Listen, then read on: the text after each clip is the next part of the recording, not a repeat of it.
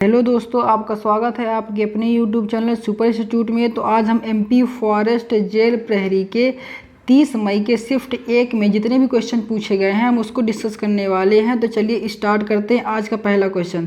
तो आज का पहला क्वेश्चन पूछा गया था कि मध्य प्रदेश का सबसे पूर्वी जिला कौन सा है। तो ऐसा क्वेश्चन पूछा गया तो इसका आंसर क्या हो जाएगा, सिंगरौली। जो सिंगरौली जिला मध्य प्रदेश का क्या सबसे पूर्वी जिला है। अब उत्तर की बात कर लेते हैं तो उत्तरी जिला कौन हो जाएगा, मुरैना हो जाएगा।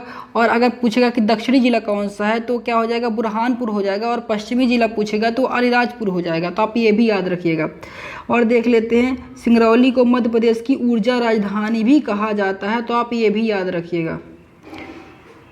नेक्स्ट क्वेश्चन देख लेते हैं, मध्य प्रदेश में भीमराव अंबेडकर अभ्यारण्य कहाँ प्रस्तावित है। तो ऐसा क्वेश्चन पूछा गया था। तो इसका आंसर क्या हो जाएगा, सागर में। तो सागर में क्या है, भीमराव अंबेडकर अभ्यारण्य प्रस्तावित है। तो आप याद रखिएगा, ऐसा क्वेश्चन पूछा गया था।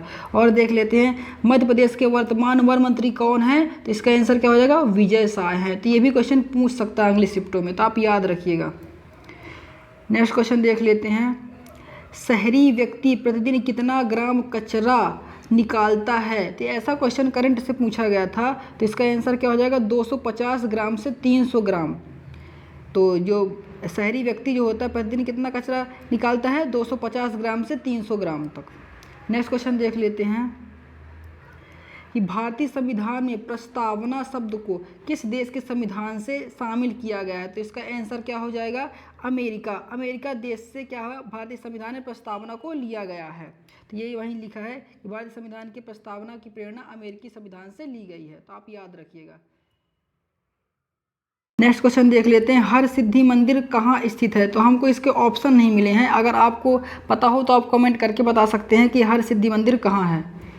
तो नेक्स्ट क्वेश्चन देख लेते हैं कि वायुमंडल में नाइट्रोजन का प्रतिशत कितना है। ये क्वेश्चन रिपीटेड है, पिछली शिफ्टों में भी ये क्वेश्चन पूछा जा चुका है। तो इसका आंसर क्या हो जाएगा, 78.08% है नाइट्रोजन वायुमंडल में। तो आप याद रखिएगा।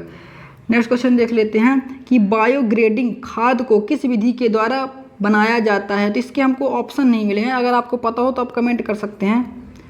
नेक्स्ट क्वेश्चन देख लेते हैं कि निम्नलिखित में से कौन सी धातु तनु हाइड्रोक्लोरिक अम्ल के साथ अभिक्रिया करने पर हाइड्रोजन गैस नहीं मुक्त करेगी। तो इसका आंसर क्या हो जाएगा, तांबा के साथ। ठीक है, तो आप याद रखिएगा, ऐसा क्वेश्चन पूछा गया था। और कुछ फैक्ट देख लेते हैं, धातुएं जो होती हैं अम्लों के साथ क्रिया कर हाइड्रोजन गैस उत्पन्न करती हैं, लेकिन जो अधातुएं होती सामान्यतः अम्लों के साथ क्रिया नहीं करती हैं। तो ऐसा क्वेश्चन पूछा गया था। नेक्स्ट क्वेश्चन देख लेते हैं कि ग्रहों का नियम किसने दिया था। तो ऐसा क्वेश्चन पूछा गया था। तो इसका आंसर क्या हो जाएगा, जोहान्स केपलर। तो केपलर ने ग्रहों का नियम दिया था। तो केपलर के 3 नियम बताते हैं कि कैसे ग्रह जो है सूर्य की क्या परिक्रमा करते हैं। तो ये ऐसा क्वेश्चन पूछा गया था। कुछ फैक्ट देख लेते हैं, सभी ग्रहों की कक्षा दीर्घवृत्ताकार होती है तथा सूर्य इस कक्षा के नाभिक पर होता है, अर्थात केंद्र पर होता है। ग्रह को सूर्य से जोड़ने वाली रेखा समान समयांतराल में समान क्षेत्रफल तय करती है। तो आप ये याद रखिएगा। नेक्स्ट क्वेश्चन देख लेते हैं, 10 नवंबर 2022 को किस राज्य ने बाजरा दिवस के रूप में बनाया है। तो इसका आंसर क्या हो जाएगा, उड़ीसा सरकार। तो उड़ीसा सरकार ने 10 नवंबर 2022 को बाजरा दिवस के रूप में मनाया है। तो आप याद रखिएगा, ऐसा क्वेश्चन पूछा गया था। देखिए, दिवस से क्वेश्चन पूछा जा रहा है।